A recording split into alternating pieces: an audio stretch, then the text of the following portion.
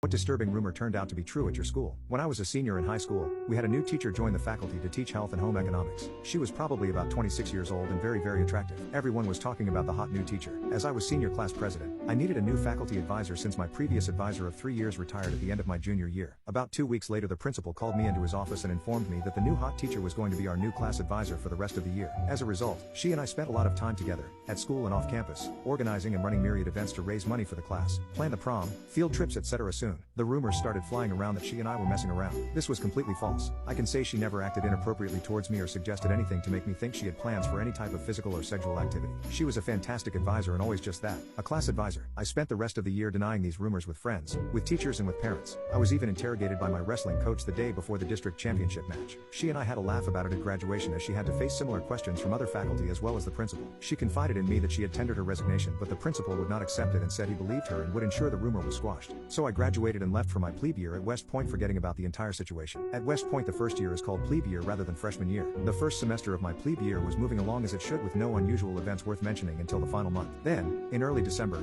the topic of my high school faculty advisor resurfaced. One night when I was studying, there was a knock on my door and the company tactical officer, a regular Army captain, walked in and told me to report to his office immediately as there was a phone call for me from the Dover Police Department. Now, I immediately assumed it was my brother playing some kind of twisted joke on me since he was a captain in the very same police department waiting for me on the phone. Since my TAC was standing right behind me, I answered the phone as we were taught. Cadet Kerwick speaking. How may I help you, sir/ma'am? I immediately recognized the voice on the other end. It was not my brother but a close friend I had grown up with and known for over 15 years. He said, "Hey Steve, hope things are going well there, but I don't have time to chit-chat. I need to record this call and ask you some questions. Do you consent to being recorded, and will you allow me to swear you in so that this is official, and if anything you say is later proven to be false or misleading, you may be subject to criminal charges and a warrant issued for your arrest." His name was Bill, but we all called him Woody. I said, "Woody, is this some kind of a joke? Who put you up to this? Because I'm about to poop my pants as I have no idea what this is about." My mind was racing so fast trying to guess, counter-guess, and trying to process that I could potentially be kicked out of West Point for something I had no clue about as of that moment. Woody replied, "It's no joke, and this is a very serious case we are investigating concerning inappropriate behavior between an adult and a minor or minors with regard to possible consensual or non-consensual sexual activities or sexual assault." That's when I knew exactly what this was about. I said,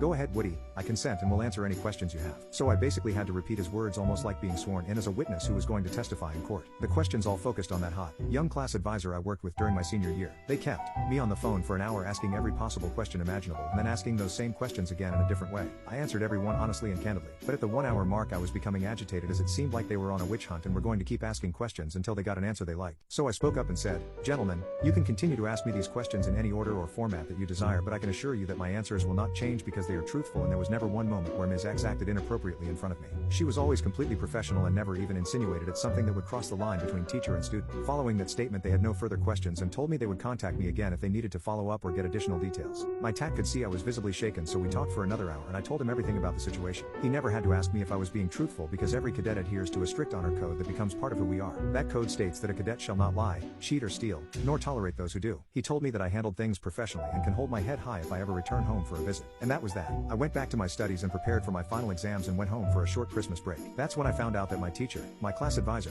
had been found guilty of having a relationship with someone in the current senior class. That relationship was sexual and he was a minor. Seems the student ran around bragging to everyone that he was doing it with the hot teacher. I don't know if it was true or if he made it up. What was true was that she was fired from her job and never allowed to teach again. She had to register as a sex offender for the rest of her life. She lost everything: family, friends, money, possessions, and had to serve time as an inmate in a state correctional facility. If you ask me what I think, I don't believe it. I know the kid who was allegedly in a relationship with her. He was a complete jerk, loud mouth, not smart, not smooth, not good looking, and most of all, he was a liar and a storyteller who would say anything if he thought it would make him look cool. I had wished I could have tracked him down and interrogated him my way. My guess is things might have ended differently, but I never got the chance to run into him and the cards he laid were played.